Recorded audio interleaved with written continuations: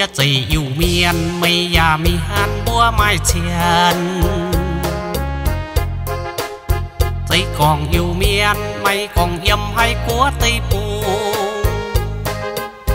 Việt bắt hay bún tụt đút non yêu miền chiệp nhảy phiến miền bùa càn làn ham làn phiến tặng phiến chiều ya phiến tiền cháu phiến lầy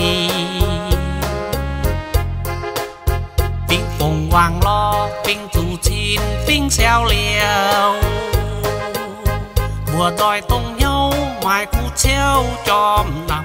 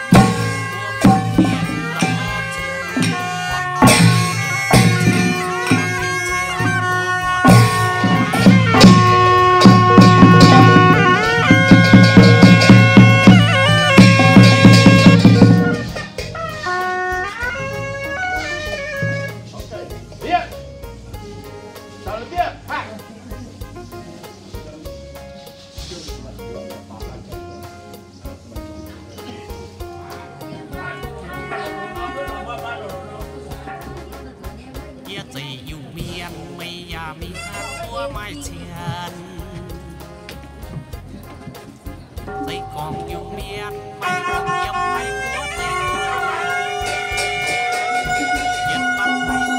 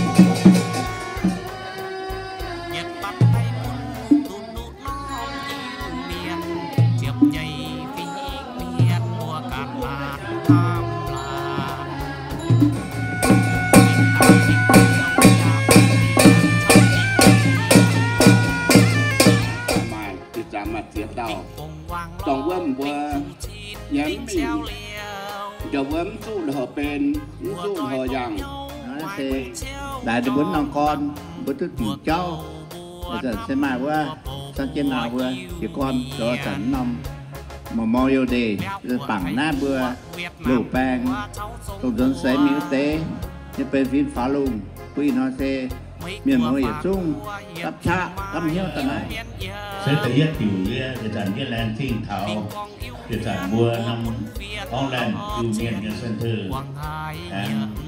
để tại thời điểm đại thảo phong thu tiền trở lại nhà tôn mà cho mày nhà tôn bảy ấm đau nha giúp bên lan thiên vừa ở chung.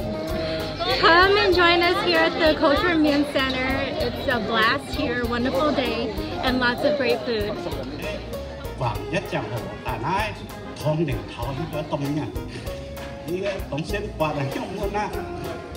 Thầy sáng những mát chẳng hồ cái đó á, ta tham gia participate. Thầy sáng là trong cái chẳng hồ ta, thầy sinh với thắng à đâu. Hello, mình mua đi buổi hiện lại chiêm San Lê Nhĩ Ton, Yubian Mien Temple. Everybody, rất là hay. Bị hôi lông tại là. Food, everything good. Kasoy, everything good. We got number one. We got papaya salad. We got kasoy over there too. Everybody, you know it. Tại vì sẽ ta lộn hoa yếm bữa chả lát bung sẽ chả má chả lát số bữa nhiêu chiêu. Cái nào tập bung nhà mà chia tạo số bữa nhiêu chiêu. Bà nhìn hoa mà chiêu sẽ với mà con sẽ mà tưới. Mà chả máy như ton mà chả lại như ton. Thì con tải cho nó mày vừa chia tạo cho nữa. Tinh thế tụi hai miền con nó như số đúng bao là bé con như miền sai dụ tôi bây giờ miền vừa sệt sét tay hoa. Không sao lấy clown phone. Gái là bây giờ chiều tàu tảng trên hết, nhà thuê vừa thuê, tàu xuống bèn on. Đó là bia Lào. Mấy em hài hôm này. Em center là vậy. Tảng san vườn. mùa tỏi